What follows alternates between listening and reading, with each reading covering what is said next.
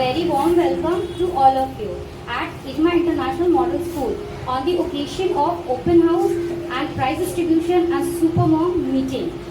I would like to call our respected Principal Sir to begin his speech about Super Mom, what it is and how to do it. Please Sir, tell us about this. السلام علیکم ورحمۃ اللہ وبرکاتہ. دیکھیے جو لوگ old audience ہیں, پہلے سے یہاں آ رہے ہیں, ان کو تو پتہ ہے کہ یہ کیا ہوتا ہے. یہ پروگرام یہ عملی تربیت کا ایک چارٹ ہے جو ہم بچوں کو دیتے ہیں اور آپ اپنے گھر میں ان چھوٹی چھوٹی سنتوں کی پریکٹس کراتے ہیں, اور یہ بات ذہن میں رکھ کر پریکٹس کراتے ہیں کہ ہم اللہ تعالیٰ کی نظر میں ہوتے ہیں, ہم کوئی فالس مارکس نہیں دیں گے. جو بچے کمپیٹ کر رہے ہیں اگر آپ کرا پا رہی ہیں اس سے تبھی آپ اس کو مارکس دیتی ہیں, ورنہ نہیں دیتی.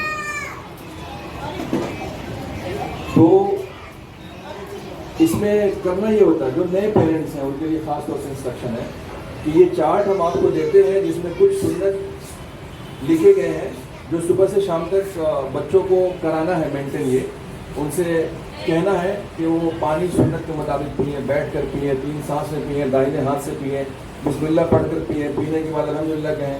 اسی طرح سے کھانے کی دعا ہے, وہ جب کھانا شروع کریں تو ان سے یاد سے دھیان سے کھانے کی دعا پڑھوائیں, اور پھر کھانے کی جو سنت ہے بیٹھ کر کھائے, دسترخوان پر کھائے, دائیں ہاتھ سے کھائے, اور کھاتے وقت لیٹے نہیں, ٹیک نہیں لگائے. یہ سب چیزیں ان کو بتانا ہے اور ان سے کرانی ہے. پھر کھانے کے بعد کی دعا ان کو پڑھانا ہے.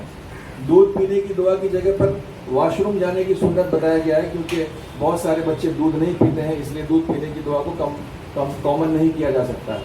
تو باتھ روم جانے کے وقت سر ڈھکا ہوا ہونا چاہیے, چاہے مرد ہو چاہے عورت ہو, لڑکا ہو لڑکی ہو, سر ڈھانپ کر جانا چاہیے. بائیں پیر سے داخل ہونا چاہیے اور داہنے قدم سے باہر آنا چاہیے.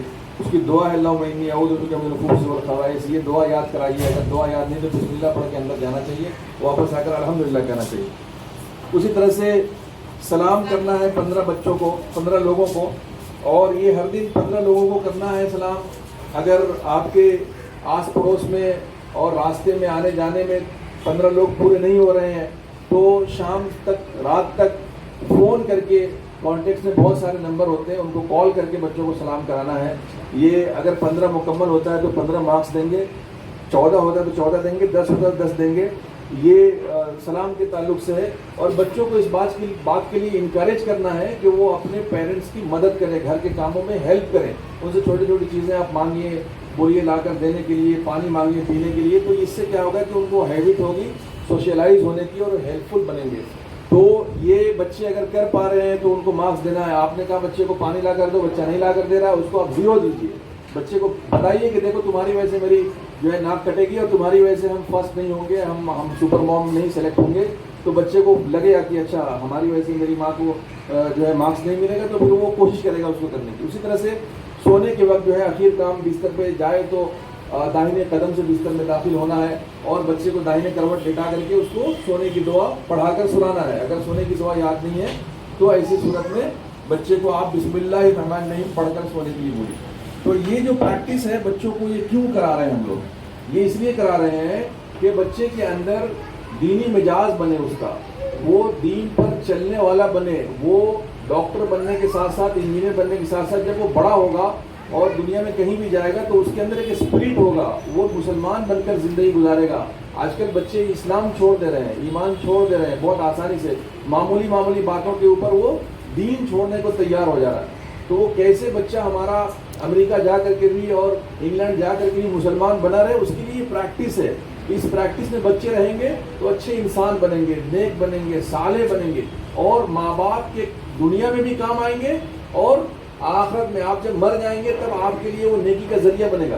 ورنہ کیا ہو رہا ہے, بچے آج کے ڈیٹ میں گارجین تو اپنی پوری زندگی کمائی لگا کر کے بچے کو بہترین ایجوکیشن دلاتا ہے, اس کو اعلیٰ تعلیم دلاتا ہے, اچھی جگہ پر پہنچا دیتا ہے.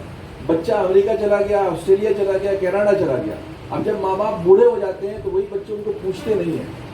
وہ بچے ان کے پاس آتے نہیں ہیں, ان سے ملتے نہیں ہیں. وہ جب بیمار ہوتا ہے تو ہاسپٹل کا بل وہیں سے بیٹھے بیٹھے پے کرتا ہے, لیکن آ کر کبھی خبر نہیں پوچھتا ہے. فون سے بات کرتا ہے مگر پاس میں آ کر بیٹھتا نہیں ہے. کیوں ہو رہا ہے؟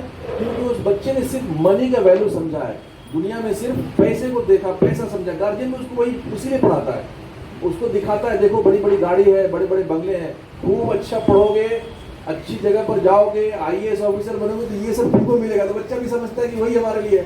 لیکن بچے کو یہ سمجھانا ہے کہ یہ دنیا ہی سب کچھ نہیں ہے. جب تم مر جاؤ گے, آخرت میں جاؤ گے, وہاں حساب کتاب ہوگا اللہ تعالیٰ کے یہاں, جنت ہے جہنم ہے. جب اس بات کی پریکٹس ہوگی اور جب اس کو پتہ چلے گا کہ ماں باپ کی قدر کرنا, ان کی خدمت کرنا, باپ جو ہے جنت کا دروازہ ہے, ماں کے پیر کے نیچے جنت ہے, جب بچے کو معلوم ہوگا, جب اس کو شعور ہوگا, تو پھر وہ ایسا کبھی نہیں کرے گا. وہ چاہے جتنا بھی بڑا اس کا نقصان ہو جائے دنیا کا, مگر جب وہ کہیں ہوگا اور باپ بیمار پڑ جائے گا, ماں بیمار پڑ جائے گی, تو چھوڑ کر آ جائے گا آپ کے پاس. تو یہ دنیا میں آپ کے کام آنے والا بنے گا. اور پھر جب آپ اور ہم سبھی کو مر کر جانا ہے, جب ہم لوگ اس دنیا سے چلے جائیں گے, تو ان بچوں کے جو ایکٹیویٹیز ہیں اس دنیا میں, ان کے جو نیک اعمال ہیں, اس کی وجہ سے پیرنٹس کو نیکی ملتی ہے, ثواب ملتا ہے. اور وہ بچہ آپ کے لیے دعا کرے گا, وہ بچہ آپ کے لیے فاتحہ پڑھے گا, وہ بچہ آپ کے نام سے صدقہ کرے گا, خیرات کرے گا, تو آپ کو پہنچے گا, جس کی سخت ضرورت ہوتی ہے مرنے کے بعد انسان کو. تو اس لیے بچوں کو بہترین انسان بنانا ہے, اچھا نیک صالح بنانا ہے, تو یہ پریکٹس کرانی ہے. اور یہ ذمہ داری آپ کی ہے. ہم آپ کو شیٹ دے رہے ہیں, ہم آپ کو انسٹرکشن دے رہے ہیں. اگر آپ اس کو لائٹ لیجئے گا, اگر آپ اس پر توجہ نہیں دیجیے گا, اگر آپ اس کے اوپر پوری محنت نہیں کیجیے گا, بچوں کے ساتھ وقت نہیں دیجیے گا, نہیں لگیے گا, اور اس کو بس ایسے ہی جیسے تیسے اس کو فل کر کے لا کے جمع کر دیجیے گا, تو یہ آپ کا نقصان